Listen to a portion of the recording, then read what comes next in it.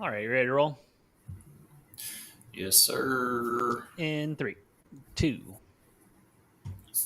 Hello, D-Gens. Welcome to Degenerate Takes. I, of course, am the brofict one, AJ. Joining me as always, man with the number, sportsbook whisperer, college basketball guru, daddy of the diamond. All hail the king of the links, the money train, Noah. How you doing today, bub? Hi, no complaints, man. Dude. Las Doyas are let the Blue Jays back into this series, and now the Blue Jays are up a couple runs. I know we still got a whole 5 innings left, or maybe 14, depending on how the game goes. But feels good. I mean, if the Yeah. Blue Jays can hold on, man, I think they probably win the series if they win I tonight.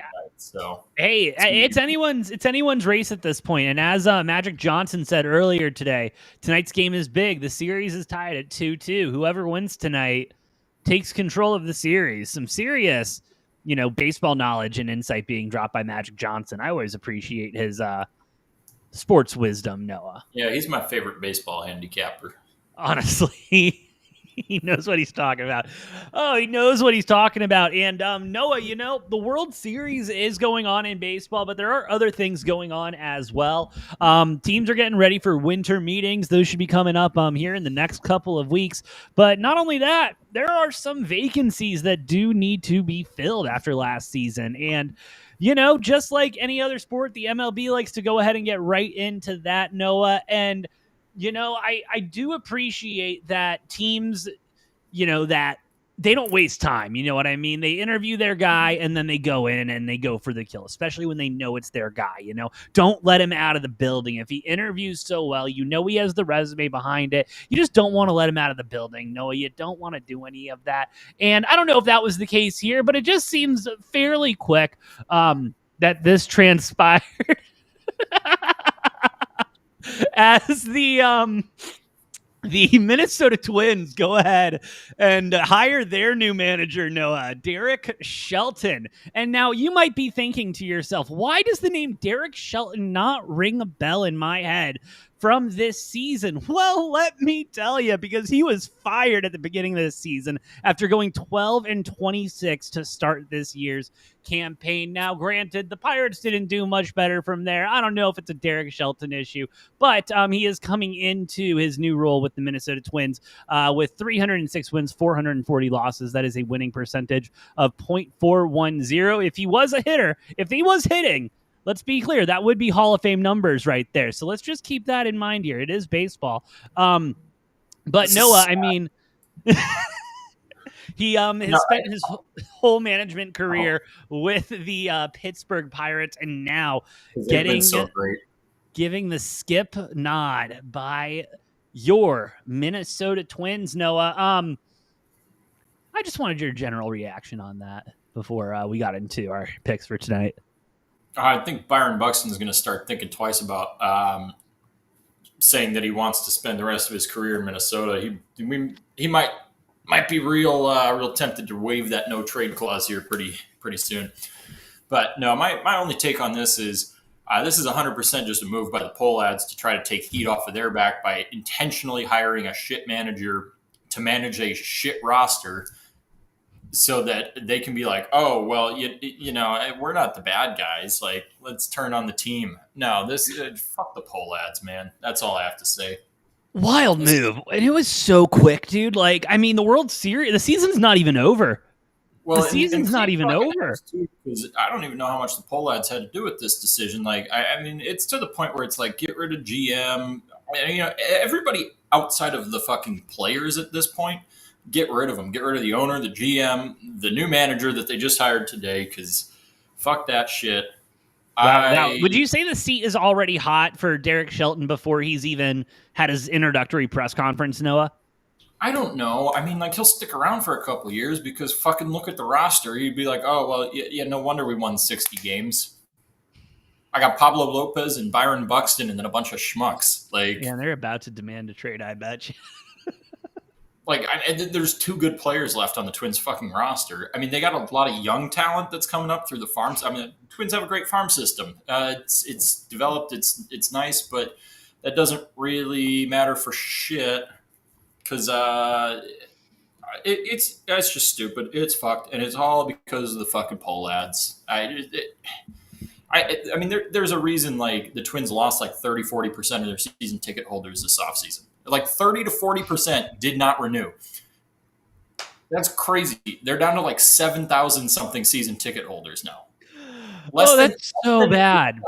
Less than 8,000 season Oh ticket my holders. God. And I bet those season ticket holders are probably like corporate sponsor or something like that. It's not even like real Well, that's fans. the thing too. Like it's baseball. Season ticket holders, very few of them are going to every single game. I mean, the Twins are not far off from being like, the White Sox or some of these other teams where the get in the door price is like $2 to $3 on a weekday, and It's a maybe lot of fun though. and maybe $7 on a weekend. Like it's crazy. You're about to be able to get lower level tickets at the Twins game, like on the either first or third baseline for probably like $19. So I mean, cool if you want to go to a baseball game, but not cool for the Twins who are just are like they're trying to become the embarrassment of the MLB. Like they're doing their damnedest. Always been a quiet, like, hometown team, like whatever. We don't spend a lot of money, but we still have like decent rosters and can still compete. Don't really stir the pot at all.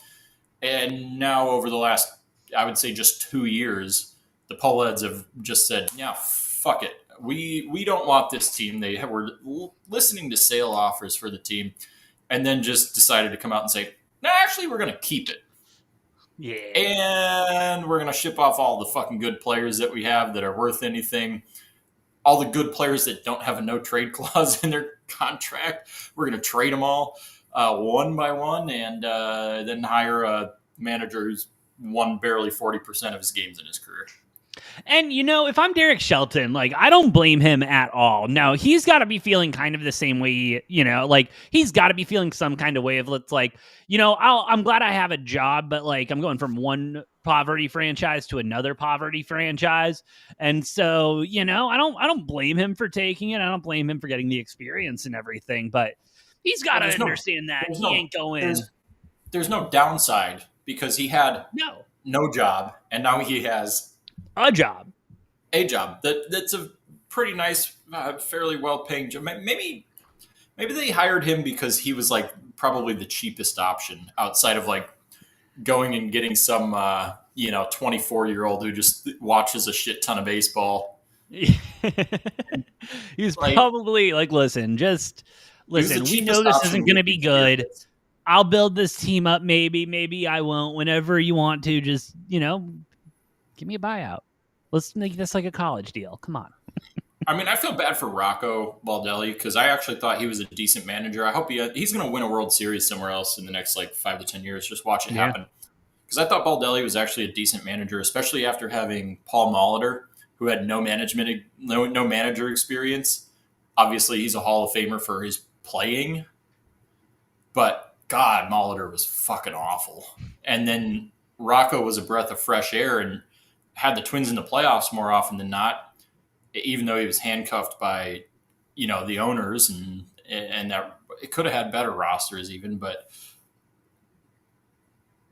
I don't know what the fuck's up with that. Like I like Rocco Baldelli. I hope he lands on his feet somewhere, and I think he's going to be a successful manager with a team that actually forks up some money. I'm sure he will be. But I just wanted to start there, Noah. But before we move on, just want to take a moment, shout out to everyone watching here on Rumble, over on YouTube and X. Y'all are the best. If you like what we're cooking, please hit those like buttons, hit the follow buttons. It does help us out a lot more than you know. Outside of that, Noah, we do have college football, NFL going on this weekend. Nice slate on both Saturday and Sunday. You ready to get into it? Yes, sir. Well, let's go ahead and do that. Let's go ahead, start with the college football. Let's start with the college football. No, I think that's what we'll go with. Let's start with Vanderbilt, Texas on Saturday morning. Texas, 2.5-point favorites at home. 44.5 is the total going into this one. Vanderbilt with 45% of the bets, 80% of the money, plus the 2.5 there. Line opened up at 3.5, so slight reverse line movement there, but nothing that I'm overly concerned about. Feels more of just a book correction than anything. Where are you on this one? Do you even need to ask? Nope. Um,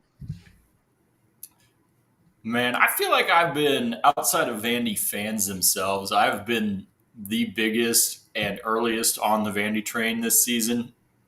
I mean, literally like week one, I had him. I had him in my preseason rankings at like 16, 18. I Yeah. don't remember exactly, but I had him in the top 20 coming into the season, and a lot of people probably would have laughed at that. If we had, a much bigger audience, I probably would have gotten a lot of engagement on that. But that's okay, man. I've been huge on Vandy with Diego Pavia back here, and I'm not flipping the script now. I got Texas as non-ranked. I got Vandy as my 8th-ranked team. I don't care that they're playing at Texas. I don't care what brand name is going on here. Give me Vandy on the fucking money line, and I didn't even have to think about this one. This was a easy decision. I'm with you. Vandy moneyline. Texas just hasn't played like anyone very good, and the games they have played good, it's no one. And the games they haven't played well, that the defense. I'm not going to be surprised if the defense can keep it in there for a half or maybe 3 quarters. But Vandy's going to pull away with this one. I may be on the under on this game because Texas does have a good defense, but you look at Vandy, and the funny thing about him, right? Because Pavia is obviously the center of the talks, what everybody always wants to talk about. And he is the heart and soul of this team. But the strength of this Vandy team, I would say, is their defense over their offense. I mean, they're great at forcing turnovers. They're a very restrictive defense, and that doesn't really get talked about much. No. But the reason they're winning all these games, I mean, you look at last week, super low scoring. Vandy comes out on top. Yeah, Pavia maybe didn't have a great game on the stat sheet, and he made plays when he needed to, which is huge, and that's been the case in a couple games. But this defense is really the strength of this team, and Pavia does step up when he needs to, and it's just I don't see Vandy losing this one to Texas. Nope, not at all. Noah, Vandy money line on my end as well. Let's keep it moving. With whoops, is that the right one? Nope. Yep. Miami SMU. Miami 12.5 point favorites on the road here. 50.5 is the total. 58% of the bets, 44% of the money coming in on SMU, plus that 12.5 line opened up at 1.5, moved all the way up to 12.5. Yeah, but money line is all over Miami as well, Noah. Listen, if you take a loss to Wake Forest, you're on my no bet list. That's just kind of how things go, Noah. And it's a system that's worked pretty well for me. Give me Miami minus 12.5. Yeah, oh boy, okay. Yeah, that was ugly. That was ugly. That was bad, dude. That was a bad football game. God, ooh. Man, I was fucking. I kept chasing that one too, like live betting SMU. I'm like, oh, like second half, I'm like, oh, it's fine. They're gonna figure it out. They're gonna run away with this one. Yeah, it's fine. Jennings is gonna take over this game, and then I just kept doing that until there were about like 4 or 5 minutes left in the game, and then I'm hitting SMU money line at that point. Like, oh no, they're fine. They're gonna pull it out. Yeah, no, not the case. That was ugly. Never good when you lose to Wake, but the number 7 team in the country did barely beat Wake. That's true. That's true. I mean, I'm not like, don't get me wrong, but they didn't lose to Wake. Yeah. Like I said, my system is: did you lose to Wake or not? Yes. Okay. Well. Anyways, Miami has been. I would say wildly inconsistent this season. When they do bring their A game, they're really fucking good. And they deserve to be a top 10 ranked team. They deserve to maybe even be in the conversation for top 5 when they bring their A game, but they don't always bring their A game. And sometimes they bring their B game, and we've even seen their C game at times this season. Luckily the ACC is so shit that they get away with it just fine. I mean, barely fucking beating Florida State was not a good look. They've struggled at other times as well. I'm going to take the Ponies in Dallas to cover a 12.5 point spread. I'm not taking them on the money line, but I do think I do think SMU, they've played a lot of really tight games this Yeah. season. They have come out on top in a number of them. Uh, Whoever loses this one, I got to imagine the season's over for whoever loses this one. Oh, for sure. Miami might still have somehow a tiny Might- window if they lose this one by just not playing in the ACC championship game. If they go 10-2 and just don't play in the ACC championship game, they may somehow still get a nod as the 11 or 12 seed. It shouldn't happen, but SMU's got 3 losses. The only reason I say that they're still alive is because they do still have a chance at the ACC championship game and winning the conference, which gets them in as probably at that point the 12 seed in my mind. But it's going to be really interesting here. I don't think SMU pulls off the win, but I am going to take them to cover because, again, Miami's been wildly inconsistent. They're either winning this by 20, 30 points, or SMU is going to have a chance to win this. Yeah, I just don't have faith in SMU whatsoever. So that's where we're going. They lost to Wake.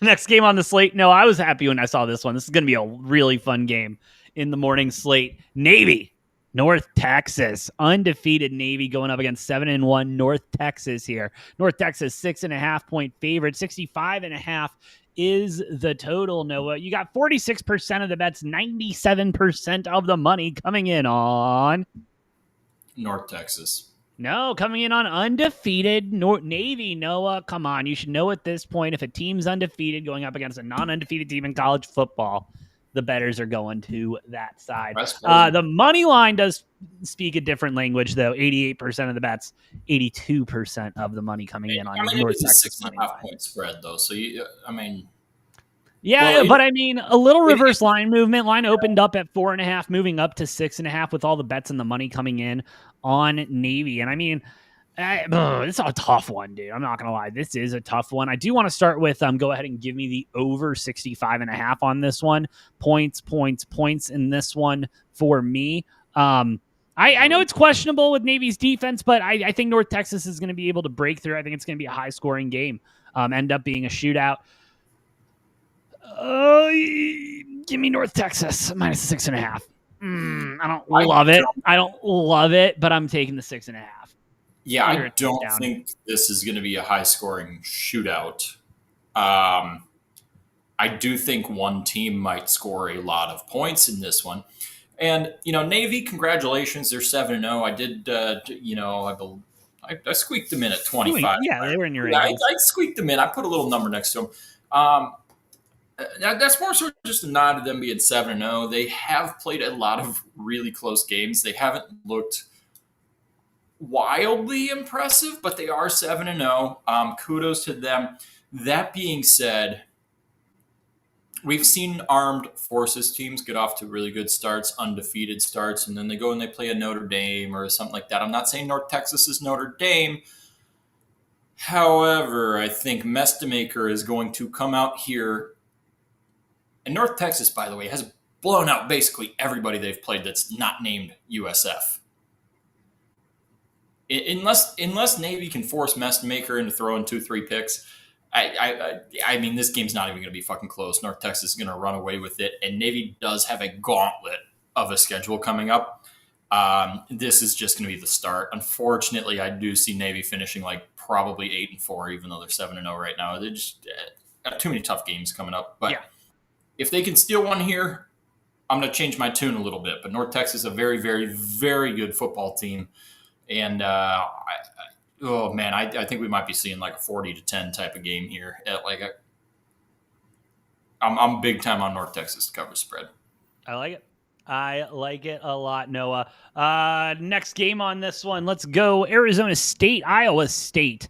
Iowa State 7.5-point favorites here. 48.5 is the total on this one. 54% of the bets, 100% of the money coming in on Iowa State on this one. Where are you at, bud? I'm on ASU. I think 7.5.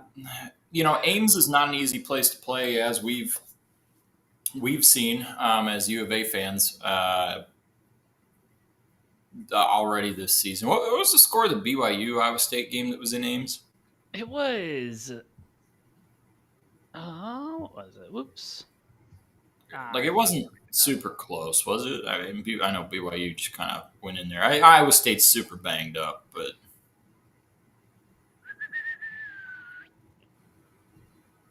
That score was 41-27. 41-27. Yeah, shit. No, this one's tough. And I've had a rough, but a rough trip there. You're at Cincinnati 38-30, at Colorado 24-17. A lot of traveling, and then you got number 11 BYU, who's been beating kind of everybody, coming in at home, and now ASU. They've had three of a funny name in front of them. Cincy's not a bad loss. At Colorado, that was a tough one. That was ugly. That was inexcusable. Man, both teams are really battling with key injuries here.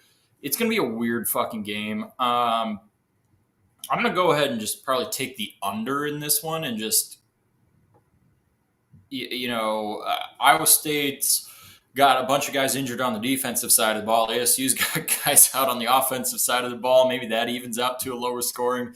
And then we'll see what the fuck happens. But I'll give me the hook. ASU plus 7.5. Not even thinking about a money line on that. But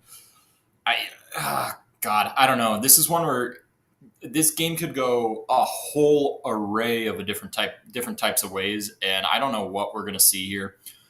I will tell you, whoever loses this game, season is over. Season is over. Both teams are hanging on by a thread right now. And whoever loses this one, it's done. You're at the same level as U of A. By the way, shout out to Road Dog in the chat. Got to catch some of your picks this weekend. You had a good show today, bud. You were on it. Next game on the slate. No, we've got on that one. Oh, I forgot to make my pick on that. Yeah. I'd like your pick. I'm going with Iowa State. I'm not a fan of it. Again, Sam Leavitt is, like Road Dog said, is out. Tyson's questionable, but Ken Dillingham is still a hell of a head coach. And Iowa State, like you said, that Colorado loss isn't great, but in Ames. And hey, rumors are starting to pick up a lot more about Dillingham to 10. Yeah, well, you heard it here first, folks. Just saying. Well, somebody asked him today about Penn State and there's one other one in particular. I can't remember. Penn State in Florida, maybe, or probably. He seems like a Florida guy.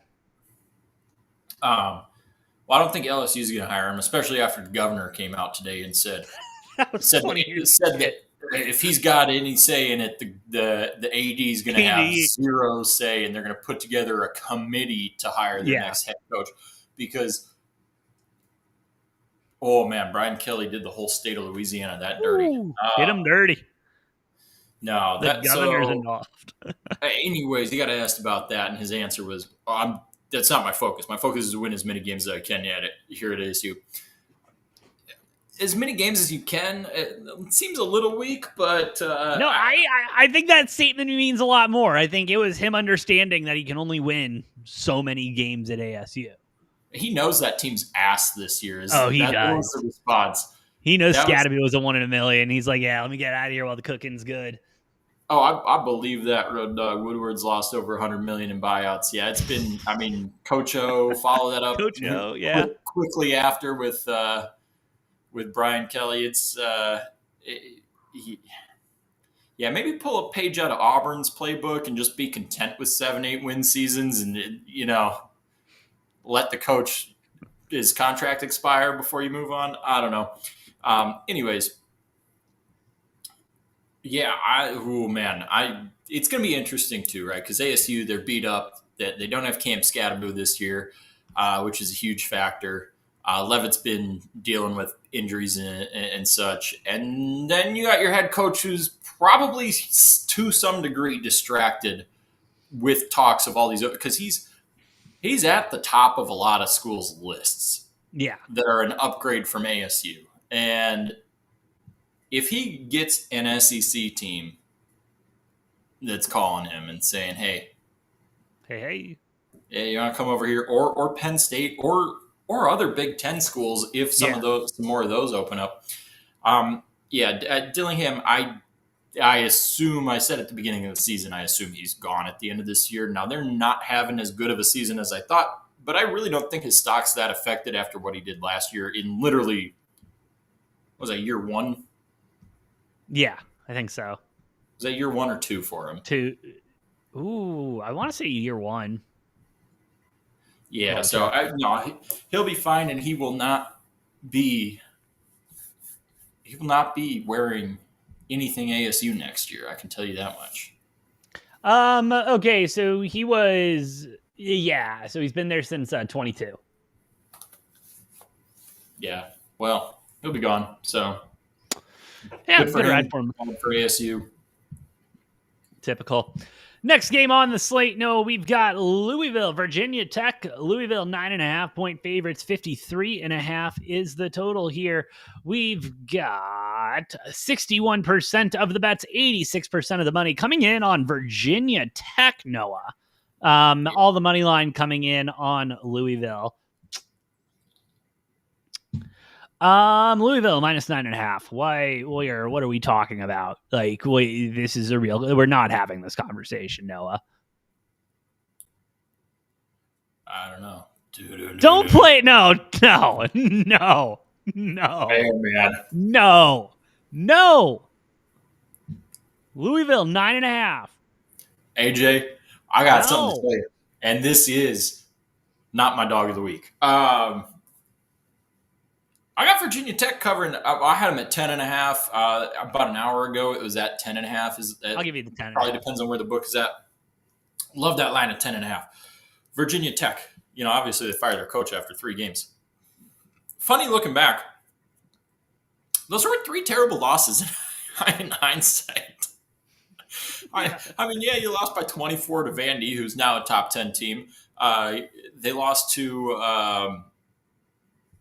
Who did they lose to week 1? Week 1 was South Carolina. Week 2, Vandy. Week 3, Old Dominion. South Carolina doesn't look good. Old Dominion has dropped a couple after, kind of looking good. But, it wasn't the worst thing in the world. And Virginia Tech's come to play the last few weeks. They haven't won everything, but they've come to play. I've been rather impressed the way they've played the last 4 or 5 weeks. And do I think that they beat Louisville outright? Probably not, but it's in the cards. No, I'm absolutely taking Virginia Tech to cover an absurd 9.5, 10.5 point line at home. Like I said, enter Sandman. Wish this game was being played at night because then you'd have even more impact. But it's okay. We'll take it. We'll take the day job, and Virginia Tech plus 9.5, 10.5. I'm cool with it. Don't necessarily love them to win outright, but I think they'll cover that spread.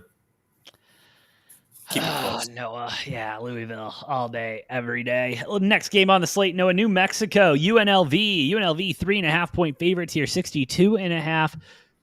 Excuse me, is the total. I had it. And then the book. Go ahead, Noah. What do you think? UNLV has played in too many tight games for my comfort level this season. I know they're sitting at 6-1. Their only loss is a spanking at the hands of Boise State, which happens every year and sometimes twice a year if you're UNLV. Crazy. It's funny. Just one of those things. But I like this New Mexico team. I do like this New Mexico team. I know they're only 2-2 in conference play, off to a 5-3 start, but I like the way that they're playing football, and I think they can hang in there. That being said, I'm gonna give the edge to the home team on this one. I don't really love the 3.5-point line, but I am gonna take UNLV minus 3.5. They seem to be able to kind of work their way through the Mountain West just fine when they don't have to play Boise State. Yeah. And, once a lot of these teams are gone next year, UNLV might finally win a conference championship. True. But Ain't happening this year. I am gonna give them enough of an edge to cover that 3.5, even though I don't love where that line's at. I think this will be a fun, competitive game. I would agree, Noah. 84% of the bets, 94% of the money coming in on New Mexico. Give me UNLV minus that 3.5. Thank you very much. I just don't see it with New Mexico. I know you like them. I don't see it with New Mexico, but yeah, give me UNLV all day on that. I think they've been playing well. They've been playing well, but not well enough. Honestly, neutral site, I'd be pretty much at a pick 'em with this, but again, because it's UNLV at home, I'm giving them the edge. I get it. Next game on the slate, Noah. Let's go. Georgia, Florida. No, excuse me. Georgia, 7.5 point favorites here. 50.5 is the total. 47% of the bets, 58% of the money coming in on Georgia here. Money line all over Florida. Georgia as well. What you got, Noah? Well, Billy Napier's gone. So you know what that means. What does that mean? This game's going to go one of two damn ways. Either Florida's going to get their asses absolutely fucking handed to them at home in the swamp, or a team's going to rally around an interim coach and they're going to knock off number 5 Georgia. Yeah. Yeah, dude. There is no in between. There is no close fight for Florida. There is either win the goddamn game or lose by 20, 30, fucking 40 points. I don't know what. And I'm going to say Georgia puts belt to ass here in the swamp and takes care of business. I feel like Florida's. I don't even know who their interim coach is, but I feel like the team is just kind of demoralized by how the season's been going, and it's a lock and reload for next year. But again, if those players are ready, it is in Jacksonville, neutral site. It's not even at the swamp. Billy Gonzalez, receivers coach. Yeah. See, I think if you go interim, you gotta go strength coach.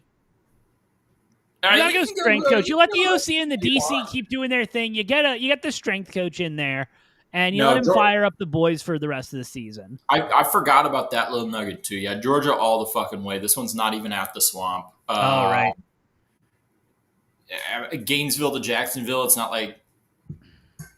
Honestly, is Jacksonville closer to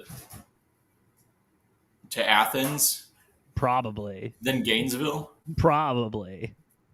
I'm trying to visualize the map. Gainesville's probably closer, but I bet it's not too far off. I'm gonna look that up right now. Go ahead, look that up. No, I'm not good at geography. Road Dog, I am dead serious. Like, especially if your team's not doing anything that season, like you are a Florida where is that record? Where you're 3-4 and 2-2 in the SEC, and you got nothing to play for, and you're not really going to look at anyone seriously on your coaching staff. Yeah, let the strength and conditioning coach run those meetings, and then just bring up the OC and the DC when you got to talk about serious shit. But yeah. I don't know.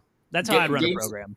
Gainesville much farther north than I thought. Okay. It's about 70 miles from Jacksonville, but Athens, Georgia is only 350 miles from Jacksonville. Hey, that's not too far to go see them dogs. No, so you got maybe like an hour and a half drive for Florida fans. You got maybe a 5-6 hour drive for Georgia fans, but totally doable. It's still going to be half and half. I'm for sure about that. Let's keep it moving into the afternoon slate, Noah, as we are going Texas Tech, Kansas State. Texas Tech, 7.5 point favorites here on the road. 52.5 is the total. 50% of the bets, 57% of the money coming in on.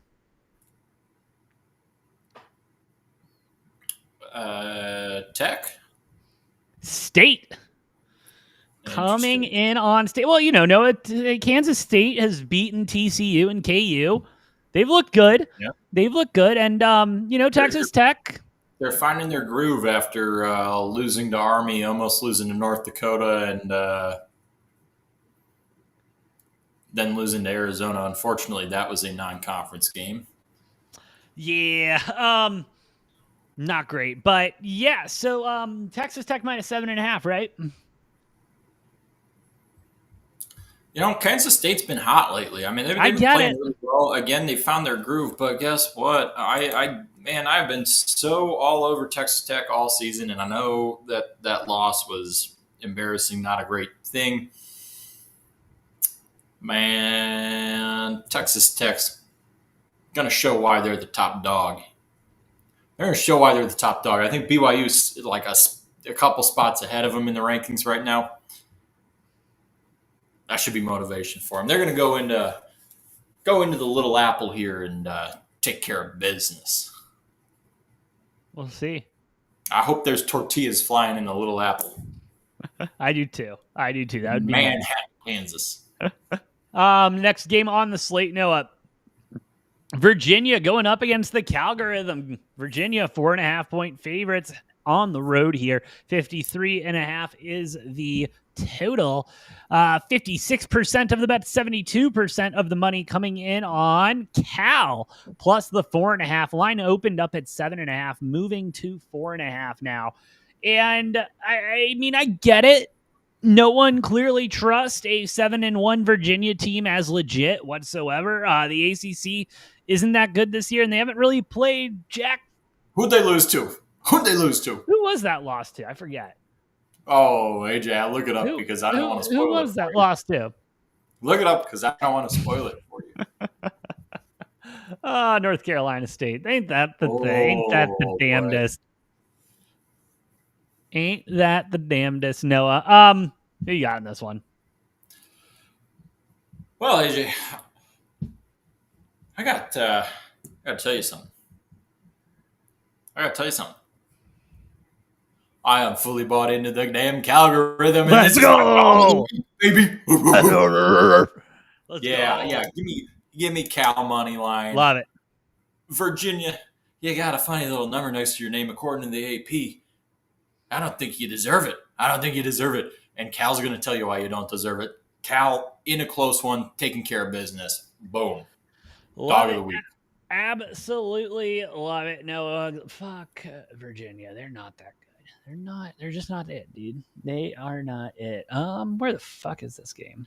Well, Virginia might try to do what they do and just, win another game in overtime here because true.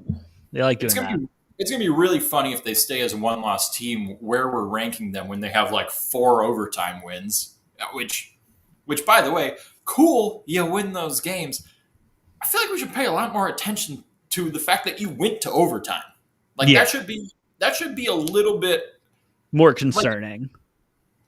Like, if you're a 9-1 team and 4 of your wins are in overtime against teams that are like at or around 500, I mean that's not a good look. No, but that's my piece on that. Virginia. That's why I don't even have them in my rankings because they're not that good. They're gonna lose this game. They probably will. Cal's gonna bounce back after that overtime loss to Virginia Tech. Yeah, for sure. Let's go ahead and keep it moving. Noah, Georgia Tech, NC State. Georgia Tech 5.5-point favorites here. 58.5 is the total. Who you got in this one? Why don't you take this one first? You want me to take this one first? Fine. No, let me tell you what I think about this one. I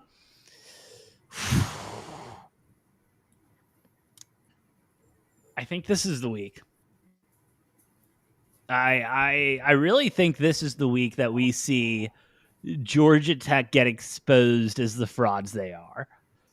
And I think it's going to be against an NC State team who hasn't looked particularly good. They're 4-4 on the season. I mean, 1-3 in the ACC, but hey, they got one. But they did beat Virginia. They did. And they feel like kind of, the party poopers this season. And so give me NC State plus the 5.5. I am going to sprinkle a little money line on this one, Noah. But yeah, I like NC State plus that 5.5. Well, AJ, I got to tell you, I decided to break the rules a little bit. I got 2 damn dogs of the week. I got 2 damn dogs of the week this week, and they're both in the ACC. Give me NC State money line Georgia Tech has looked bad on the road. Yeah. Look at their road games versus their home game spreads. They are bad on the road. They are a much worse team on the road than they are at home. NC State's already taken down one of the top teams in the ACC. I don't know who's good and who's not good in the ACC anyways. This conference is a joke. Yeah, NC State on the money line. Take down Georgia Tech. And guess what? Georgia Tech loses this game. Season's over. Season's over, buddy. Oh, yeah.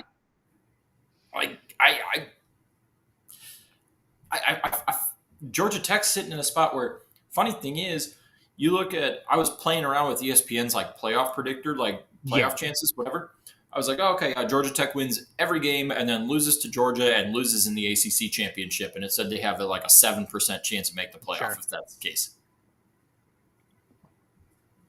That'd be an 11-2 Georgia Tech team right there that has a less than 10% chance, according to ESPN's analytics, metrics, whatever the hell it is, and make the playoff. And I believe it.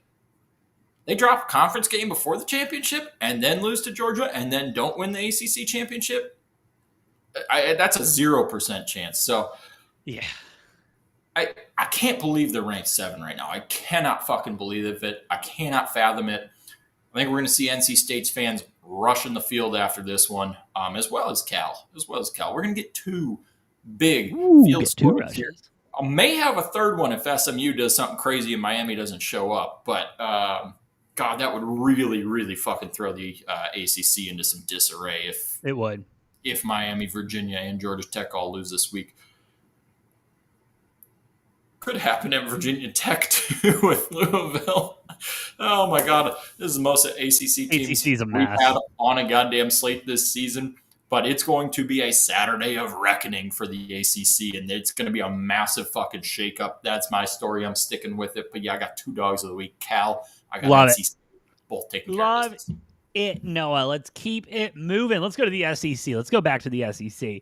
Oklahoma, Tennessee. Tennessee, 3.5-point favorites here. 55.5 is the total. 43% of the bets, 97% of the money coming in on the Vols minus the 3.5. All the money line coming in. Oh, also on the Vols. Interesting. I'm going to say it, Noah. I'm going to say it out loud. I'm going to say it with my chest, and I don't care who hears it. I don't care that Oklahoma lost to Ole Miss. Okay? I just don't care. It wasn't that bad of a loss. Ole Miss happens to be pretty good at football. I'm fine with that, Noah. Tennessee, on the other hand, I don't get it. I don't get how they're ranked higher. I get Oklahoma lost. But my notes for Tennessee is literally just LOL on this game. Give me Oklahoma plus a 3.5. Give me them money line. I don't think Oklahoma is as good as you and I thought they were, maybe, but I still think they're better than Tennessee. I think part of the problem for Oklahoma is they brought Mateer back before they should have. Yes. I thought they brought him back prematurely. You lose a tough one to Texas, who holds you to 6 points. And then Oklahoma looked, they got down. They were playing from behind. They looked okay against Ole Miss. Wasn't maybe their best showing. Tennessee's just been kind of skirting under the radar for pretty much since the season started. Tennessee's just been under the radar. They had one little blip of attention when they went to overtime with Georgia. And then I feel like that's all that's on anybody's mind is, oh, this team went to overtime with Georgia. Yeah. That's all anyone cares about. Not the fact that they're barely beating Mississippi State and Arkansas, and they did fine against Kentucky. But like, they've had a weak-ass SEC schedule. They got 2 losses on it already. Listen, whoever loses this game, their chances of making the SEC championship game are done. Their chances of making the playoffs are done. So whoever loses this game, their playoff hopes pretty much extinguished. Crazy to think about that, but you know what? That's where we're at with this one. And I think Oklahoma's going to go into Rocky Top and take care of business. Again, they looked much better last week than they did against Texas. I think Mateer's getting healthier, getting back into his groove. I wouldn't be surprised to see Oklahoma just take care of business here. Their defense did not look great last week. I will say that. No, not at all. And I would like to also say, be a great week if Oklahoma's defense steps up, if Mateer gets back into his groove. I just don't think Tennessee's that good. That's why I got them not even fucking ranked right now, because, and oh man, it took a lot for me to keep Oklahoma in my rankings. I'm sitting at 20 right now. They're on thin fucking ice for me, but I do like them a lot better on both sides of the ball. I think they take care of business. Yeah, absolutely. Yeah, Tennessee sucks. Let's keep it moving, Noah. USC, Nebraska. USC 6.5-point favorites on the road here. 58.5 is the total. You've got 48% of the bets, 88% of the money coming in on USC. Minus that 5.5 line opened up at 4.5. So depending on where you're shopping your lines out.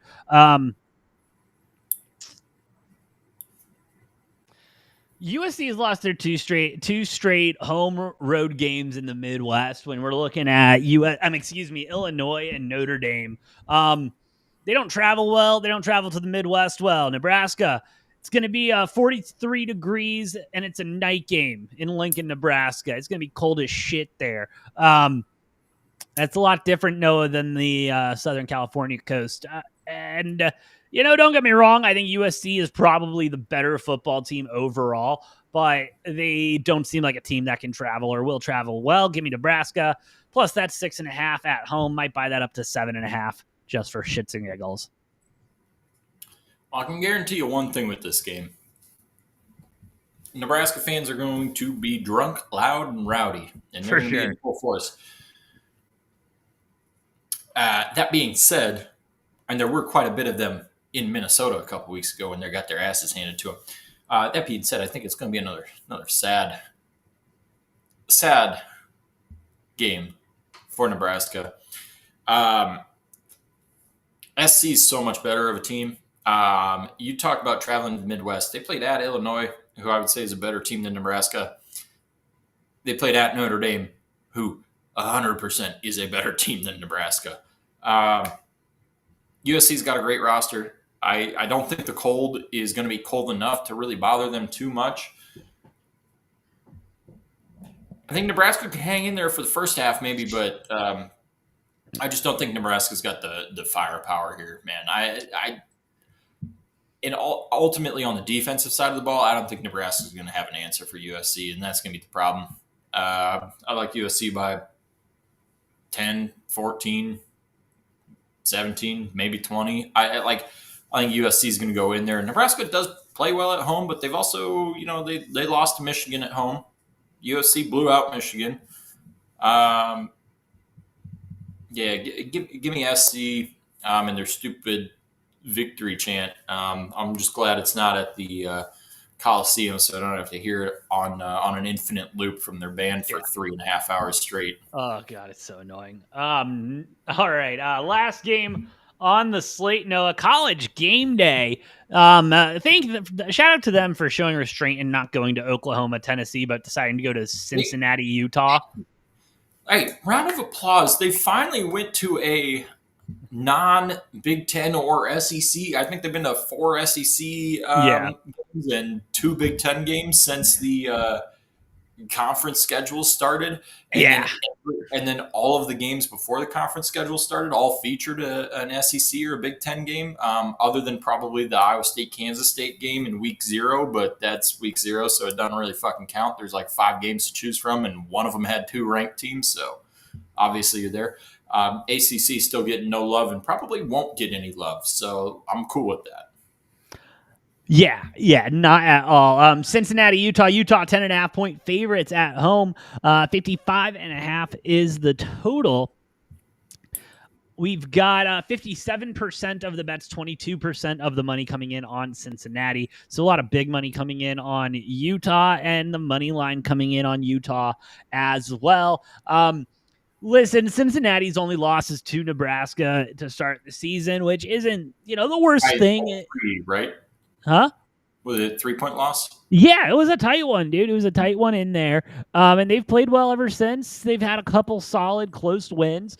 But it goes back to the same question that we always have, Noah. Who have they really played? Have they really had a chance to show up and show out? And I'm leaning on the, they've looked good, but no, they haven't really played up to that competition. I think they're really going to get their first taste here with Utah. And I like how Utah has been playing. I'm taking them Utes minus the 10.5. Let's go. I just want to start out by saying, I think if Cincinnati were to play at Nebraska again at this point in the season, they might beat them by 10 points. Cincinnati's definitely gotten better than they started the season. Sorsby. Let's talk about Sorsby because this is a guy who's been playing incredible quarterback and should be in that top 5, 6, 7, 8 of the Heisman conversation. Yeah. And for some reason, he's sitting all the way down outside of the top 10 in like the 15 to 20 range, the like honorable mention. Like we threw your name up here, but we don't really want to talk about you. No. Braden Sorsby's been playing incredible fucking quarterback for Cincinnati this year. It's been a huge reason why they're doing what they're doing, scoring points, winning games. That being said, I think Salt Lake is one of the toughest. I talked about Provo when they had to go into Provo and play there. Salt Lake is one of the toughest fucking places to play in the country, and it does not get talked about. Both Utah teams, BYU and Utah, incredibly difficult road environments to go play in, and I understand why they're a 10-point favorite. I mean, you look at all the other games outside of Texas Tech, who was the only one who was able to go in there and not get their ass absolutely handed to them. Actually, they did quite the opposite, but that's just a testament to how good Texas Tech is. Every other team who's gone into Salt Lake City this year has come out of there with their ass handed to them. And I don't know that Utah is going to hand Cincinnati their ass completely, but I think they covered 10. I think they covered 10 points in this one. If I'm being completely honest, I wish this line was more like 6.5, but I think it's going to be tough sledding there for Cincinnati. This Utah defense is absolutely legit. On offense, they can get it done as well, and when they are playing at home, they play really fucking well. Yeah, that they do. So let's go Utes. Sweet, dude. That's our entire slate. You got anything else before we take a break? No, again, just give Sorsby some respect, though. I understand. I mean, we'll see what happens this game, but Sorsby actually hangs in there and scores a lot of points for Cincinnati, keeps him in this one. I got no reason to believe he shouldn't be in the top 6 in the Heisman conversation. Just saying. I understand. I don't hate that. Well, let's go ahead and take a quick break, Noah, and then we'll break down every game of the NFL and make a pick for every single game. It's going to be great. Before we do that, do just want to take a moment. Shout out to everyone watching here on Rumble, over on YouTube and X. Y'all are the best. If you like what we're cooking, please hit those like buttons, hit the follow buttons. Does help us out a lot more than you know. I am the Brofict one, AJ. That's the Money Train, Noah. We'll be right back.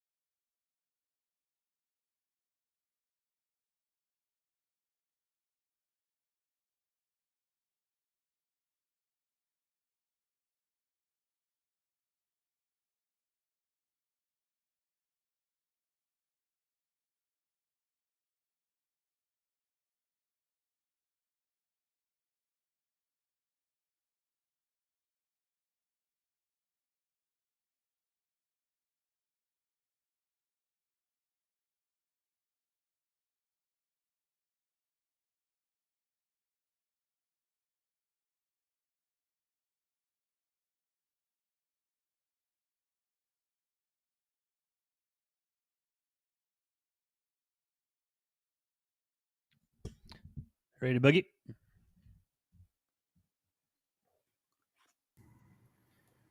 Yes, sir. Let's get it going. 3, 2. Hello, DGens. We are back. I'm the Brofect one, AJ. That's the money train, Noah. And we're getting ready. We're getting ready to break down. There we go. Week 9 of Words are hard. Huh? Hey, words are hard. Bro, it's been such a long day. I had to talk so much at work today, and then I got to talk a lot at work tomorrow. And I'm probably not done talking after this, and so I got a lot of talking to do the rest of the week. Excuse me. Anyway, we got NFL. We've got week 9. Let's get into it, Noah. Starting off with Thursday night football and the return of Lamar Action Jackson as the Baltimore Ravens take on the Miami Dolphins. Dolphins, 7.5-point dogs at home, plus 30-30 on the money line. 15.5 is the total, 61%. That's 59% of the money coming in on the Ravens minus 7.5. That 7.5. Huh? Sorry, you got a little muffled and quiet there for a bit. I didn't hear all that. How's that? But much better, much better. All right. Well, 61% of the bets, 59% of the money coming in on the Ravens at the 7.5 line. Opened up at 5.5, moving to that 7.5. All the money coming in on Ravens money line. Noah, what you taking here? The over. Yeah. That is for damn sure. Give me the over 50.5 in this one. Yeah, so this one's interesting. Obviously, Lamar coming back, that's a good thing. He hasn't played since week 4 for Baltimore. By the way, Baltimore's minus 130 to win this division. Yeah, I saw that. That's wild. They're 2-5, and they're minus 130 to win the division. Yeah, that's wild. That being in big part because they're only half a game behind Cincinnati. Joe Burrow's probably not going to be back until at least mid to late December. And Steelers are only 2 games up on them. Baltimore, you look at their schedule, they got an easy fucking run coming up here for most of the rest of the season. A lot of that's because they have 5 divisional games. God, why am I tempted to take Miami to cover 7.5? I know. I know. No, I think I'm going to ride with Baltimore to go into Miami and cover the spread. I do think Miami will put up points. However, Miami has the worst run defense in the entire league. Got away with it fine last week, blowing out the Falcons with a really good running back there because they got up really quick, and then the Falcons just couldn't get to their run game.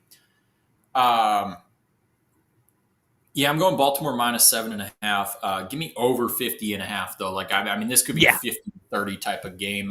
It's going to be Baltimore's defense is bad. They're bad. They stepped up big last week. We'll see if they've turned a leaf, because if Baltimore's defense ends up actually looking somewhat like a Baltimore defense typically does, they could be dangerous. Yeah. I haven't seen it. Their defense has been ass even when Lamar was playing. But I think they're going to have no problem putting up 40, 50 points on Miami. No, probably not. Yeah, give me the over 50.5 all over that. I'm going to lean on the Ravens minus the 7.5. I'm not a big fan of. The line kind of stinks. It sucks. I'm honestly, I'll probably end up taking the Dolphins plus the 7.5 if I'm going to be completely honest, but I'm all over this over. All over this over. Take a damn same game parlay. Take the over. Take Achane. Achane for 2. Get Achane for 2, and then get Henry 2+ touchdowns. I was going to say Lamar running for 2. I don't know about Lamar running for 2. Again, I think Derrick Henry's going to have a monster game. I'd take Henry 100+ yards, Henry 2+ touchdowns, Achane 2+ touchdowns, and the over. That's a little 5-legger there. That's probably going to be playing you plus 1,000 to plus 1,500, somewhere in that range. So. Probably more if you're taking 2 different guys for 2 touch. Yeah. I don't know. Put the numbers together, figure out. It's probably a nice ass parlay there. That it is. No, let's keep it moving here. Go into the Sunday slate. Daylight savings time. Don't forget it. Daylight savings. No, it doesn't matter for us. It's fine.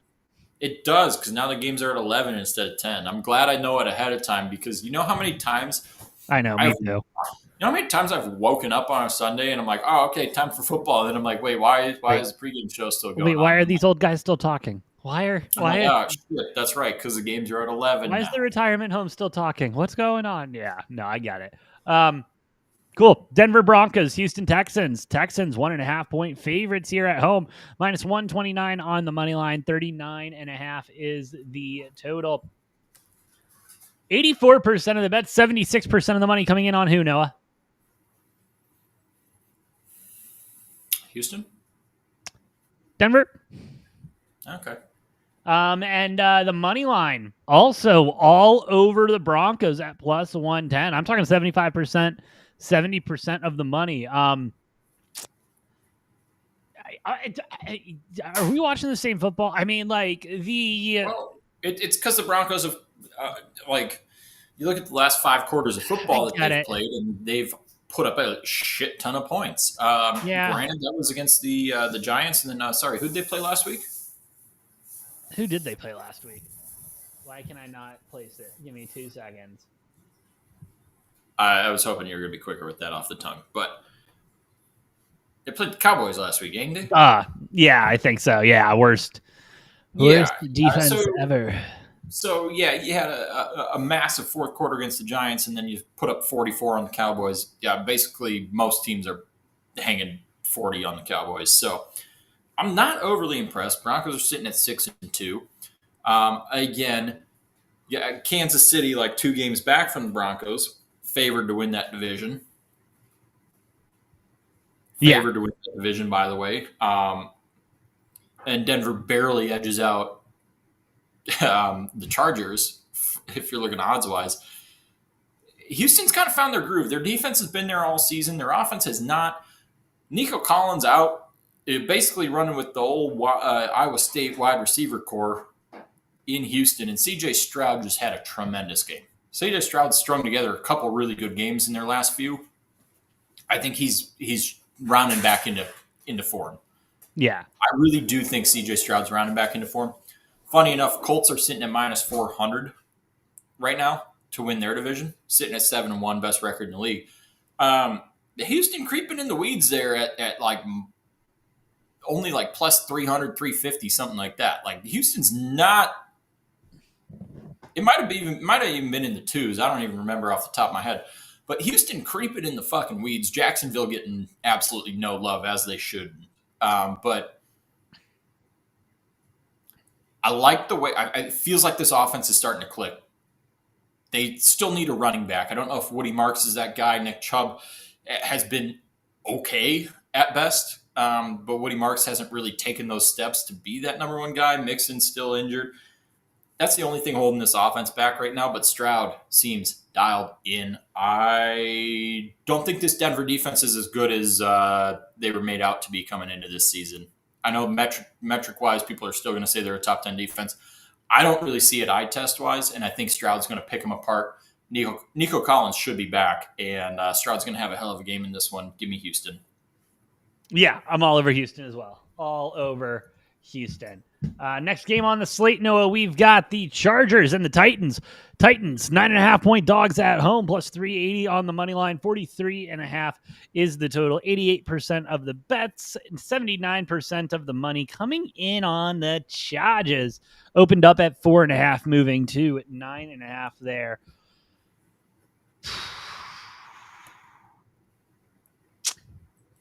Why do I feel like this is a Titans cover?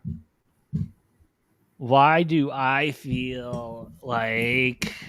Probably because this line is an overreaction from the Chargers absolutely blowing out the Vikings. Right. It's got to be. I mean, the line feels a little high. It feels a and little the high. book wants you to take the Chargers at minus 107. Yeah. Huh. Well, I'm going to play ball. I'm going to take the Chargers. I don't feel good about it, but I'm going to do it. Like it does feel – this feels like a trap game. This feels like a trap game. It does.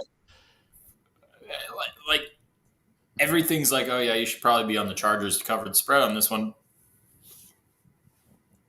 but it's being played in Tennessee. Man, I don't know. Titans could do a thing or two here and keep this one real tight. And I think they will. No, I like the way Cam's been playing, and they get hot, they get cold. The receivers catch balls, they don't catch balls. I think this Titans team is going to hang around in this one. Give me the Titans plus the 9.5. Yeah, I'm going to stay away from the total, but I'm leaning on the under here. Yeah, my big thing here, right, is Chargers have a really good run defense. They really like to suffocate the run. Seeing that doesn't really matter because the Titans can't establish the run even against shitty run defenses, it's going to be no different for them. This is just a normal-ass game. Yeah, I don't know. I do feel – God, I'm on the Chargers, but I hate it. I hate it. I get it, Noah. Next game on the slate, Colts. Steelers. 3-point dogs at home. A lot of home dogs this week. Plus 140 on the money line. 50.5 is the total. 75% of the bets, 86% of the money coming in on the Colts here. And all of the money coming in on the money line. Like I said last week, Noah, I think the Steelers played their best football. And when the Steelers play their best football right now, it's just not enough to beat some of these, let's say it, top-tier teams. And I think the Indianapolis Colts right now can absolutely be put into that top-tier category with the MVP candidate in Jonathan Taylor. Argument to be made about Daniel Jones. An offense that's clicking, a defense that's clicking, an owner that's involved, but just the right amount. I really like what this Colts team is doing. Now, with that being said, Aaron Rodgers sneakily having a pretty solid season. The defense on the Steelers leads a little much to be there. They're playing in Acrisure. Give me the Colts minus the 3. I'm going to take the touchdown here.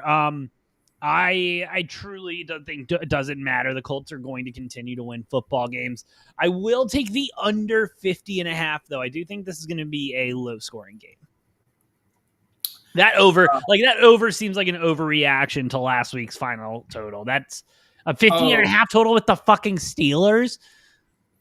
Oh, no. This is a different – we're in a new leaf. We're in a new air raid Steelers. I am entirely on the fucking over here, AJ. If the Packers defense hadn't held the Steelers to 1, 2, 3, 4 field goals, and that game was pretty high scoring with that. I mean, shit. I don't know. I think Aaron Rodgers is going to – I got this weird feeling that this is going to be an Aaron Rodgers just takeover game. Like, he's throwing for 300 yards and 4 touchdowns in this one, and it's going to be a 41-40 type of game, because Pittsburgh's defense outside of TJ Watt is unimpressive.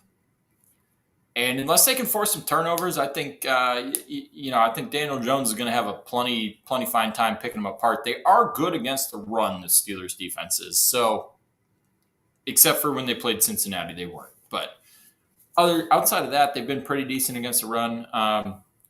But I think Jonathan Taylor is going to get his. I think Daniel Jones is going to, pick this defense apart. But I feel like on the flip side, we're going to have a really iconic Aaron Rodgers game looking like he's about 34 years old again. I'm going over. I'm going Steelers on the money line. Nah. I'm going Steelers on the money line, baby. Colts are having a hell of a season. They'll continue to. This one's really tight for me, but I just got this weird gut feeling that the Steelers steal one from the Colts and knock them down to 2 losses this season. Well, we will see on that. Let's go ahead and keep it moving, Noah. Panthers at Packers. Packers 69. Packers 13.5-point favorites here, minus 1,000 on the money line. 44.5 is the total. 69% of the bets, 57% of the money coming in on the Packers, minus the 2 touchdowns. Bryce Young, worth noting, full participant in practice in this week, Noah. He has been a full participant. As you and I both know this, the Panthers team has been looking different without Andy Dalton, with Bryce Young there. However, Micah Parsons playing football this week, right? Yeah, Panthers. They're sitting at 4-4 right now. I'd probably put Dalton in one more week here. Yeah, because let the old man, the red rifle, let him get abused by this Packers defensive line, and let him take the and then put Bryce back in fully healthy next. The week after you fall to 4-5. It's fine. It's cool. You're still sitting at 4-5, and then you got a fully healthy Bryce Young. I think it would be a little rude to Bryce to put him back in on this one. That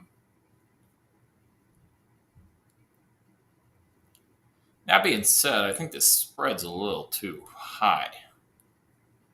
I get it.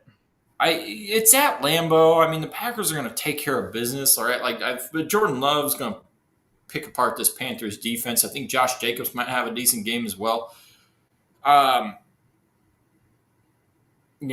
Christian Watson's back. He had 4 catches for 80-something yards. Blue Jays are going to win the World Series. Yes, thank you, Road Dogg. I don't know. As of now, this 13.5 is not it's not a number I enjoy. No. The book's playing mean with me here. 13.5, don't love it. The Panthers been so fucking Jekyll and Hyde, man. I mean, it feels like they're either in a game, winning a game, or when they lose fucking big. And so for that reason, I'm gonna take the Packers. I don't love the spread as high as it is, but when the Panthers do lose football games, they lose in massive, bold fashion by 40-6. I mean, you saw. Yeah. We've seen it 3 times this year. Out of their 4 losses, 3 of them have just been massive fucking blowouts. And so I anticipate. I don't think the Panthers win this game. So if they're gonna lose, I'm gonna take them to lose fucking big. Sounds good to me. I'm on the Packers as well. I don't see a chance that they get here. I think Micah Parsons will get to Bryce Young, even if he is going to play well, not have the greatest outing there. At least Bryce is a little more mobile. I mean, but it's not going to Andy Dalton's in the pocket. He's getting sacked 8 times. Yep. Vikings, Lions, an 8.5-point favorites here at home, minus 500 on the money line, 48.5 is the total. Lions, 86% of the bets, 80% of the money, minus that 8.5 line, moving up from 4.5. JJ McCarthy is cleared to practice today, but the Vikings did go ahead and sign John Wolford to the practice squad. Just worth noting. I think just worth noting there with the Vikings. Also, by the way, they have been inquiring from other teams about quarterback availability. Yes. But they're still sold on JJ McCarthy. He's their guy. Obviously, Noah, and that's why they've been very non-committal on who will be starting this week. And also asking about other veteran quarterbacks that are available. Yes, Vikings. Give me Lions minus this 8.5. I don't care what this line goes to. Dan Campbell is going to go ahead and put his foot on a throat and then get the truck and run over him with the truck, put it in reverse, run over it in reverse, and then, and only then, Noah, will he get his bulldozer to just run over it one more time. That'll be Dan Campbell football tomorrow. Yeah, I'm with you. Detroit minus 8.5 here. The most annoying crybaby fan base in the entire NFL at this point is going to get a nice celebration because they win another one, and then there's still going to be. It's funny. It's been 2-3 weeks in a row now where Lions fans, especially on Twitter, on X, I don't understand it. They're like, oh, the Packers haven't beaten any legit team. I've seen that from multiple accounts, and then it's like, didn't the Packers run your asses out of your own building? Or no, that was in Lambeau. But didn't we run you out of Lambeau in week 1? And then they're like, oh, Packers aren't a legit team. Doesn't matter. And it's like, so your argument is the Packers haven't beat a legit team, but they beat the Lions, but then we're not I don't understand the frame of mind. This fan base has gotten so fucking obnoxious. But yeah, that's my little piece on that. I think they take care of business here because I don't know who the fuck's playing quarterback for Minnesota. I don't think Detroit knows. I don't know that Minnesota knows at this point. I mean, they're this close to. Apparently, rumors I've been hearing is they're really interested in bringing Russell Wilson in. Yeah, they're talking to the Giants about Russell Wilson and or Jameis, obviously wanting Jameis more. But yeah, we'll see. Have to wait and see if anything comes of that with the trade deadline being next week. Falcons, Patriots next on the slate. Patriots 5.5-point favorites, minus 260 on the money line, 45 is the total.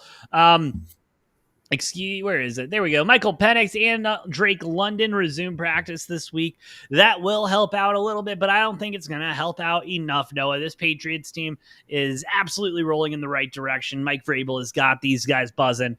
Drake May is looking solid. Give me the Patriots minus 5.5. Yeah, and also coming out, apparently, which is really funny because we've seen a few things from just random accounts talking about Kirk Cousins going back to the Vikings because Kirk did come out and say this week that he would be open to or in favor of being traded to a team where he can get QB1 reps. He didn't say a contender or anything like that. He just wants to be a QB1. He wants to play quarterback. He's missing that. And it's funny that it happens the Vikings are one of those few places where that might be a possibility. There's a big contract there that might get in the way of that. But anyways, New England's been playing really well. This is a good team. It's a Vrabel coach team. Of course it's fucking good. You saw what he did with those mediocre Tennessee rosters and had them getting a fucking 1 seed in the playoffs one year. And if Ryan Tannehill didn't throw 3 interceptions against the Bengals would have been out in the first round and never even made it to the Super Bowl. Or the second round. They would have never even made it to the Super Bowl, and Tennessee would have been in the AFC Championship game. Now, Vrabel's a hell of a coach. Drake May playing really, really fucking good.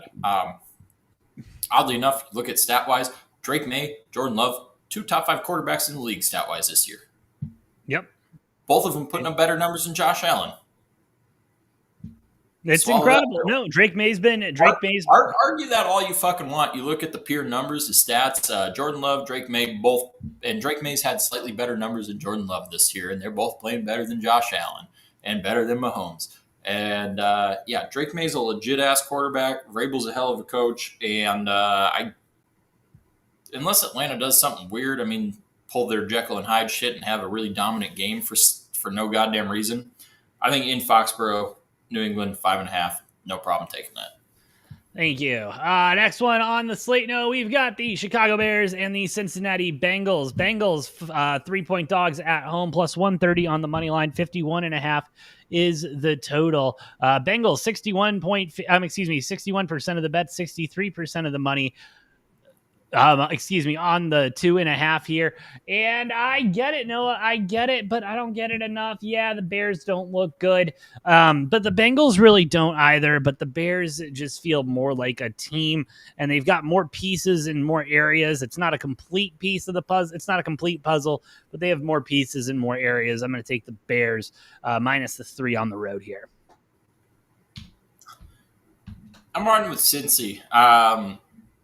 God, they were up 2 scores multiple times in the second half against the Jets. Embarrassing loss for them. Justin Fields getting it done. I think they're going to outscore the Bears here. I think we're over the peak for the Bears. 4-2 was the peak of the season, and now it's all downhill from here. So Caleb Williams has looked ass the last 2 games. Should have a nice game against this Bengals defense, and I say should because I don't have the utmost confidence that he will. And for that reason, I'm riding with Cincy on the money line on this one. All right. Fair enough. Noah, next game on the slate, 49ers Giants. This is the injured bull. For this week. Ugly one. Giants 2.5-point dogs here at home. Plus 125 on the money line. 48.5 is the total here. Where is it? Just had it. There we go. 62% of the bets, 54% of the money coming in on the Niners here.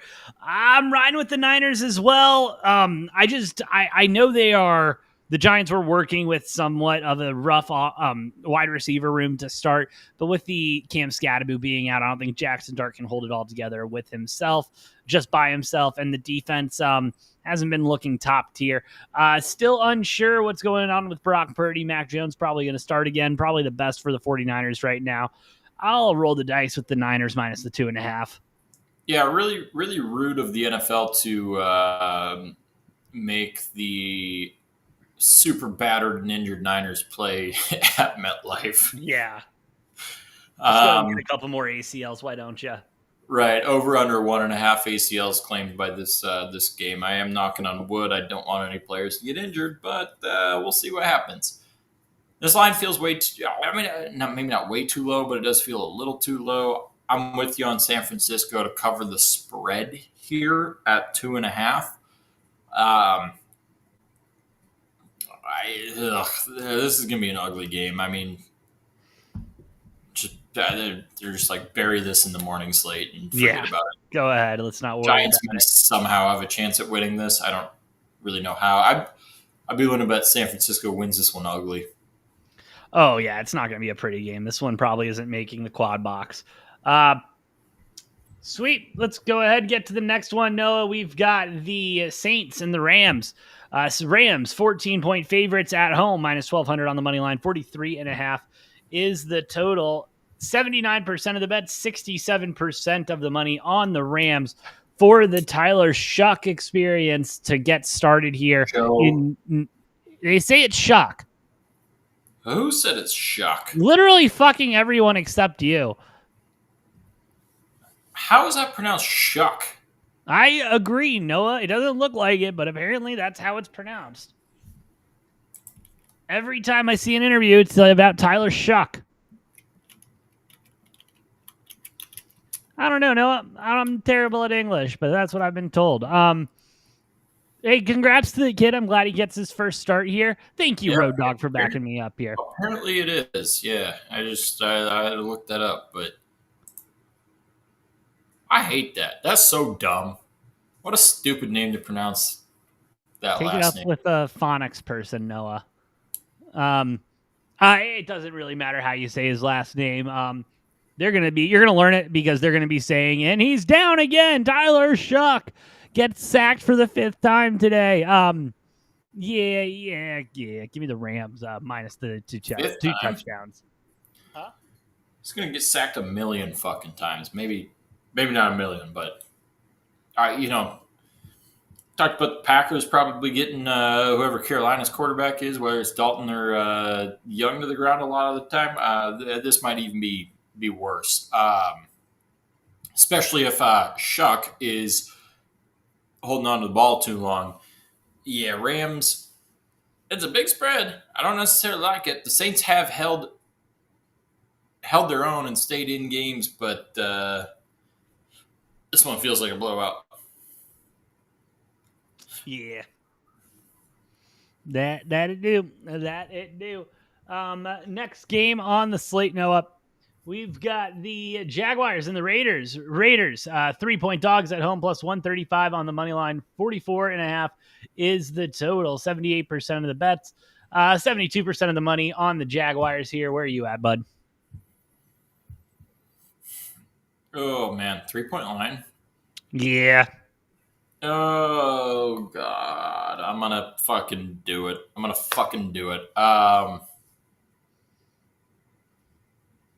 Ashton Genty just going to have a fucking game. It's going to be his day. This is going to be – we've only seen it once so far this year, but this is going to be a fucking Genty game. Yeah. The Raiders plus the 3 on the money line, taking care of business, grabbing a win. They're not going to have a lot of them this year. Get one over Jacksonville and just absolutely put the nail in the coffin exposing Jacksonville as frauds. Jacksonville loses their 3rd straight. Not looking pretty. I'm all about it. I'm all about it. Last game in the afternoon slate, Noah, we've got the Chiefs and the Bills. Bills, 2-point dogs at home, plus 110 on the money line. 52.5 is the total. 57% of the bet, 64% of the money coming in on the Bills, plus that 2.5. All the money and the bets coming in on Chiefs money line, though. No, I mean, Bills have had the Chiefs number in recent history during the regular season. In the And so regular I'm not, season, yes. yeah, keyword there, bud. But it's one of those fickle stats. It's like, yeah, during the regular season, but why can't they beat them anytime else? Who knows? Last time the Chiefs are probably going to be playing in Highmark. I'm sure they would like to have just as good of a memory here as the Bills would. I don't know. I've been having a tough one with this one. Where are you at? I'm on the Bills. They had two doozies of a game, and then came out with an absolute blowout against Carolina last week. And they're at home. It is the regular season. I think this game is going to be real tight down to the wire, but I think the Bills ultimately get it done. I'm going to go with the Chiefs, minus the 2. I'm just going to fade the public on this one. Nothing else, really. Next one on this one. Seattle Seahawks, Washington Commanders, Monday Night Football. Jaden Daniels, full participant at practice. Same with Javon. Oh my God, Javon Kinlaw and Bobby Wagner. Bobby Wagner. Noah. Bobby Wagner is his name. I am struggling today, dude. Bobby Wagner coming back. Defense going to be hopefully looking a little bit more healthy. Commanders plus the 3 at home here. The Seahawks, though, have been playing incredible on the road for the last couple of years. Now, how you feeling on this one? What's going on with Jaden Daniels? I don't know. There's a hamstring, but they're saying he's practicing. Is he playing? Listen, I'm just reading the injury report, and it said Jaden Daniels, hamstring full. Is Seattle coming off a bye week too? Aren't they? Are they? Yeah, they are, aren't they? Yeah. Give me Seattle to just go into DC and just take care of business in this one. I mean, even if Jaden Daniels plays, I might feel a little different with Jaden Daniels, but especially if we get Mariota again. I mean, that dude just looks like ass. I don't know how to say it any different. And Seattle coming off the bye week, I think Sam Darnold's going to just do what he does. Kenneth Walker, Charbonnet, they'll run the ball just fine. Like, I think Seattle goes in and wins it. I got Seattle as like a wild card team for me this year because I do think the Rams are going to win that division. San Francisco, I think they're a fringe playoff team, but I think Seattle's firmly a wild card team for me. Washington, I don't think makes the playoffs this year. I said that coming into this year. They were one of my 2 hot picks for teams that made the playoffs last year who are just going to miss the fuck out this year. And it's not off to a good start for Washington. And the Jaden Daniels injury didn't help, but if he's not playing, they're getting blown out. If he is playing, they're still losing. So for sure. Oh, for sure. Let's get to Monday Night Football, Noah, because bye weeks don't last forever. And this one at least lasted as long as it possibly could. Arizona Cardinals go into Jerry World on Monday night. Cowboys minus. Huh? This is gonna be a fun one. Cowboys 2.5-point home favorites here, minus 154 on the money line. 54 is the total. Noah, when I say the public is on the Cowboys, I mean no one wants to touch the Arizona Cardinals. 83% of the bets, 92% of the money on the Cowboys, minus the 2.5. Same thing essentially on the money line.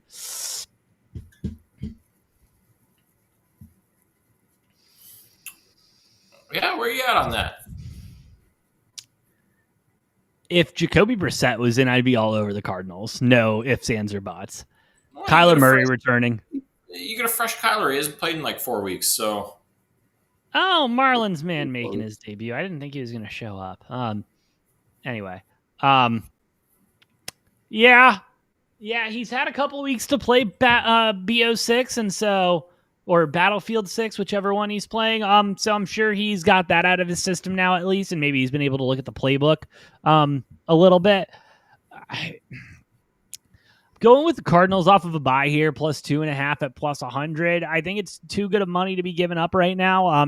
More of a value pick than anything. But Cowboys do have the worst defense in the league. That is something plus 100. Huh? They got plus 2.5 at plus 100. Yeah, I know. I'm going to take that. You could probably buy that up to 3.5 at a minus 115 type of clip. Yeah, but I'm getting even money. Huh? That's fine. Because really, the Cardinals are going to win this game, so I'll probably take the plus 125. But listen, the Cowboys have the worst defense in the league right now. Everyone's coming off rested and healthy, well, healthy-ish. And I think that'll just give them a little bit of a juice and then give Cardinals fans some false sense of hope that we're about to go on a tear. So give me the Cardinals on the money line here because I can't have nice things, Noah. Even when the Cardinals win, it's not really a win. Well, AJ, I think I'm gonna have to put away my tiny violin and pull out a full size one for you because I got bad news for you, brother. I got Dallas taking care of I don't blame you. Business. I really don't blame you. Getting are they a game under 500? Are they at 500 right now? What are they at right now? Which ones? The Cowboys, obviously not the Cardinals. Them boys are 3-4-1. 3-4-1. I think they take care of business in this game. They get the dub in Jerry World. If this was out here in Glendale, maybe a different story. I think it's going to be a close game. I think it's going to be a really high-scoring game. I am over 54 big time. I might fucking line this up to like 63.5 or some stupid number like that just because Kyler Murray's back. I think Kyler Murray's actually I think it's going to have a hell of a game in this one just because Dallas' defense is so bad. It's a great team to come back from injury and bye week. However, I just don't think the Cardinals are going to have a lot of answers for Dak, CD, George Pickens, Javonte Williams. I get it. Yeah. I just think I think the Cowboys are just going to score more points than the Cardinals can, but I think it's going to be a really high-scoring, close game. Should be a real fun one if you're not a fan of either team. Yeah. Oh, for sure. Should be a real great shootout. If you love points, because I really, really don't think this is going to be a low-scoring game. No. This is over game for sure, Noah. I'll hold out hope that we can beat the Cowboys, have a little bit of hope, and then have the hope ripped away from us the week after, Noah. That seems a little bit more Arizona Cardinals to me. But anyway, that's the entire NFL slate. We play at Seattle the next week. Yeah, we're going to get a little bit of hope here. And we're like, we're going to split with Seattle. And then we don't. Anyway. Hey, you're still in the running for a top 5 pick. Crossing fingers, Noah. The starting to win now would be the worst thing. So, but we're also in a weird place. I don't know if we can draft a quarterback. I don't know if we're there, but yeah, I mean, you know, that's a decision. It is a decision that they will make probably while Kyler's under contract. I hate this team. Anyway, you got anything else in NFL or college, Noah? No. I think that's all I got. I think we covered everything. Just need his damn over to hit with Jacksonville State and Middle Tennessee. Hey, they're trying. That's a penalty. They're trying for you, Noah. The flag, keep the drive alive. I'm just begging for overtime at this point because I need Jacksonville State to win, and I need over. I took an alt line on that, but I need over 50.5, 49.5, something like that. Ooh, you're getting close. Getting close, Noah. Good luck there. But hey, For overtime. hey, thank you all for listening. Thank you all for watching. Shout out to everyone here on Rumble, over on YouTube and X. Y'all are the best. If you like what we're cooking, please hit those like buttons, hit the follow buttons. Does help us out a lot more than you know.